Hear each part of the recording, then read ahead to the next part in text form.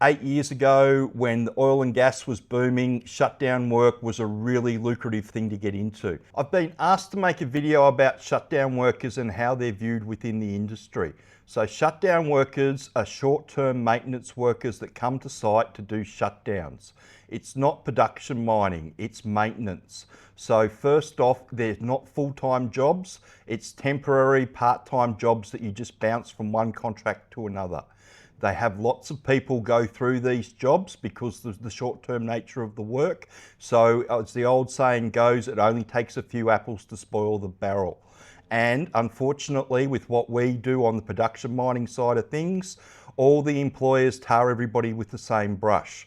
Now, I first had some bad experiences with shutdown workers in the late 90s. I walked into the wet mess only to see the bogger operator being king hit from behind by a shutdown worker. Both people got put off site.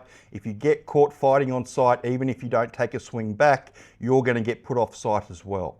So ever since then, I've been wary of shutdown workers, and over the years, there's been a number of things happen. We've had incidences where they've gone onto flights fully intoxicated, so now you can't have alcohol on the flight home. A lot of the shutdown workers are responsible for the rules on site, like your mid-strength beers and all that sort of stuff. We went through a stage in the late 2000s where we had a lot of one-punch situations that happened with shutdown workers that were on site when they probably shouldn't be on site.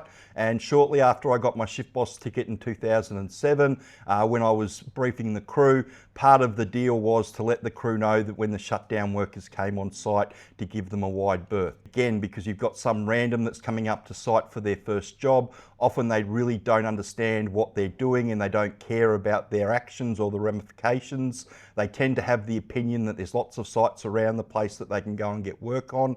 That's a very different attitude than what the production miners have with the way that they look at things. So unfortunately, all your foremans and project managers will have all had terrible experience with shutdown workers, and I've been told by a number of people in senior management that they would never touch a shutdown worker with a 10-foot barge pole. We've had a few come through. I've had a few personal experiences with people come through that are on shutdown work. They didn't work out, unfortunately. They were pretty much set in their ways with the way they wanted to do things, and it didn't translate into mining very well. So that's why I tell people that if you're getting into shutdown work, it's only going to lead to more shutdown work. It's not going to lead to an actual mining job. Very rarely does it lead to a mining job because it's maintenance, and what we do on the mining side of things is production. So it's a different set of skills. And like I said, unfortunately, there's been a lot of people in the past that have come through and they've wrecked it for everybody basically.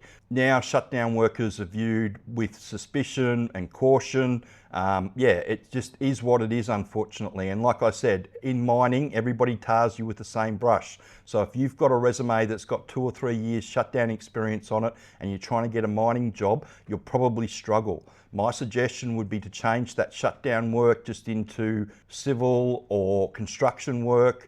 Do the training that we've got and then go in as somebody that's a new starter that hasn't had exposure to mining. If you've only done shutdown for 6 months, then pare it back on your resume, do the training so you can show them that you understand how the production mining side of things works, and then apply.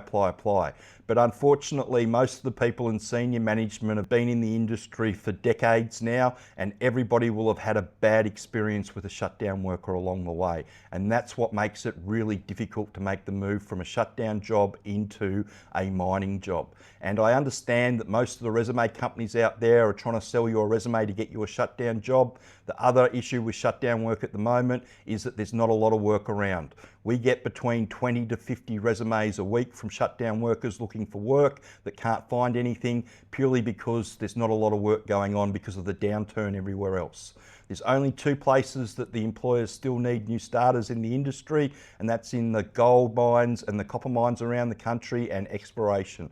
Everywhere else, they've got an oversupply of experienced people, and you can just see it in there from the job ads, and the money's going down on the shutdown side of things. 8 years ago, when the oil and gas was booming, shutdown work was a really lucrative thing to get into. Unfortunately, it's not the same at the moment. If you're trying to get into the industry, the best way to get in is to learn how it all works and give the employers what they want, somebody that understands what's going on their mine site. You can do that using the training at undergroundtraining.com.au, or if you want to talk to somebody that knows how the industry works, the phone number's at the end of the video.